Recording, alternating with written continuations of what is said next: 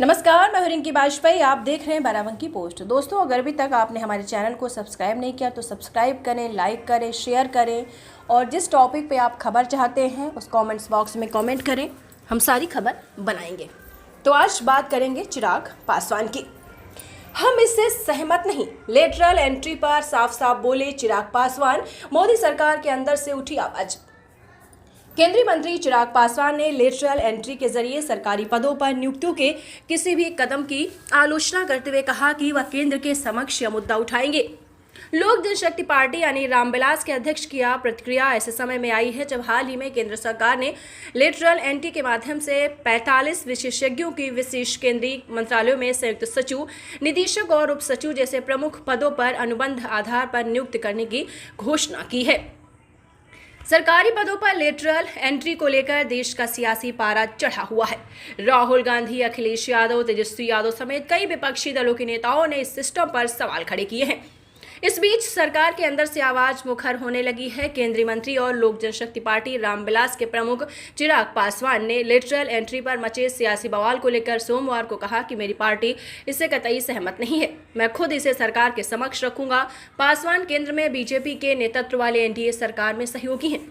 केंद्रीय मंत्री चिराग पासवान ने कहा कि मैं और मेरी पूरी पार्टी स्पष्ट राय रखती है कि सरकार को कोई भी नियुक्तियां उसमें आरक्षण के प्रावधानों को ध्यान में रखकर करना चाहिए।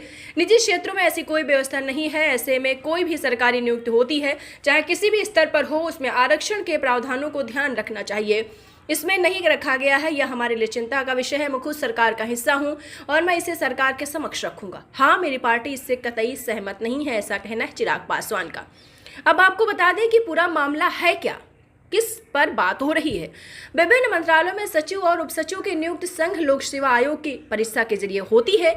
यह देश की जो सर्वाधिक कठिनतम परीक्षाओं में से शुमार है। प्रतिवर्ष इसमें लाखों अभ्यर्थी हिस्सा लेते हैं, लेकिन कुछ हो इसमें सफलता कुछ को ही मिलती है। वहीं केंद्र सरकार ने लेटरल एंट्री की व्यवस्था विकसित करने का फैसला किया है। इसके अंतर्गत बिना यूपीएससी एग्जाम दिए अभ्यर्थी इन पदों पर दावेदारी ठोक सकते हैं। इसी को लेकर राजनीतिक संग्राम मचा हुआ है। विपक्षी दलों का कहना है कि इससे दलित, ओबीसी और आदिवासी समुदाय के लोगों के हितों पर कुठाराघात पहुंचेगा।